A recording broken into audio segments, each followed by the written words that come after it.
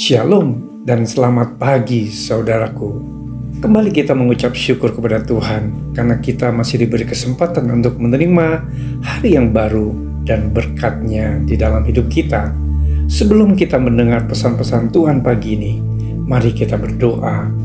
Bapa, di dalam nama Tuhan Yesus, kami mengucap syukur untuk berkat kemurahan-Mu dan perlindungan-Mu dari malam hingga pagi hari ini. Kembali kami diberi nafas kehidupan karena semua yang kami terima adalah anugerah Tuhan. Dan pada saat ini kami mau mendengar pesan-pesan firman-Mu. Buka hati dan pikiran kami agar kami dapat mengerti akan kehendak-Mu. Di dalam nama Yesus kami berdoa. Amin. Tema kita pagi ini adalah jangan menyerah pada keadaan. Firman Tuhan diambil dari 2 Raja-Raja 7 ayat 3-7. Demikian firman Tuhan. 4 orang yang sakit kusta ada di depan pintu gerbang. Berkatalah yang seorang kepada yang lain, "Mengapakah kita duduk-duduk di sini sampai mati? Jika kita berkata, baiklah kita masuk ke kota, padahal dalam kota ada kelaparan, kita akan mati di sana. Dan jika kita tinggal di sini, kita akan mati juga. Jadi sekarang marilah kita menyeberang ke perkemahan tentara Aram. Jika mereka membiarkan kita hidup, kita akan hidup. Dan jika mereka mematikan kita, kita akan mati." Lalu pada waktu senja bangkitlah mereka masuk ke tempat perkemahan orang Aram. Tetapi ketika mereka sampai ke pinggir tempat perkemahan orang Aram itu, tampaklah tidak ada orang di sana. Sebab Tuhan telah membuat tentara Aram itu mendengar bunyi kereta, bunyi kuda, bunyi tentara yang besar, sehingga berkatalah yang seorang kepada yang lain, "Sesungguhnya Raja Israel telah mengupah raja-raja orang Het dan raja-raja orang Misraim melawan kita supaya mereka menyerang kita. Karena itu bangkitlah mereka melarikan diri pada waktu senja dengan meninggalkan kemah dan kuda dan keledai mereka serta tempat perkemahan itu dengan begitu saja. Mereka melarikan diri menyelamatkan nyawanya."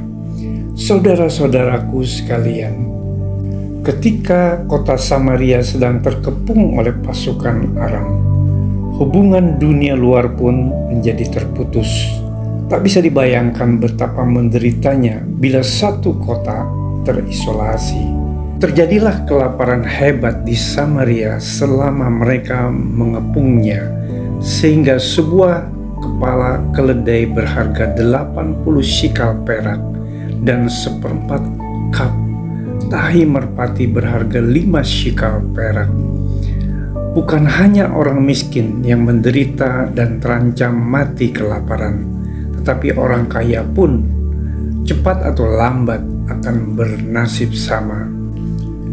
Lalu Elisa, abdi Tuhan, bernubuat tentang keadaan kota ini.